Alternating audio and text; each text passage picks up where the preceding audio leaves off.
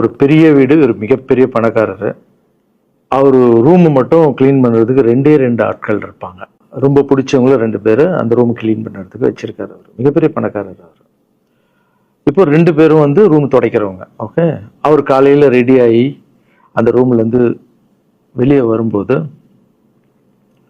அவங்க துடைச்சிட்டு இருக்காங்கல்ல, அதுல ஒருத்தர் வந்து அவர் பாட்டுன்னு ஒரு வேலையை பார்த்துட்டு இருப்பார், துடைச்சிக்கிட்டே இருப்பார்.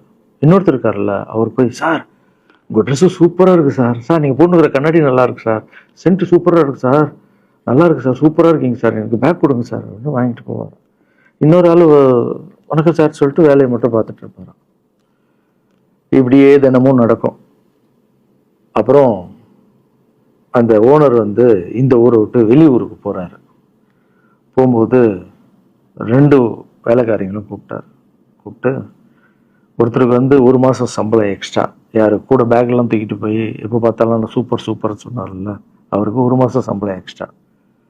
இன்னொரு ஆளுக்கு ஒரு வீடு வாங்கி கொடுத்து அவரை, நீ என் கூடவே வந்துருங்க, நான் அவர் கூடவே அவரை கூப்பிட்டு போறேன். இவன் ஓடி போய் கேட்டானா, சார் என்ன சார் தினமும் நான் தானே சார் உங்க பேக் எடுத்துருந்தேன், நான் கொடுத்த வேலையை நீ கரெக்டாக பண்ணல, நீ ஜால்ரா அடிக்கிறதுலையே இருந்த, எனக்கு இது நல்லா இருக்கு அது நல்லா இருக்குன்னு.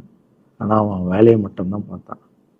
வேலையை கரெக்டாக பார்த்தா பலனு கடவுள் கொடுப்பாரு, அந்த பலன் தான் இது அப்படின்னு சொன்னான்.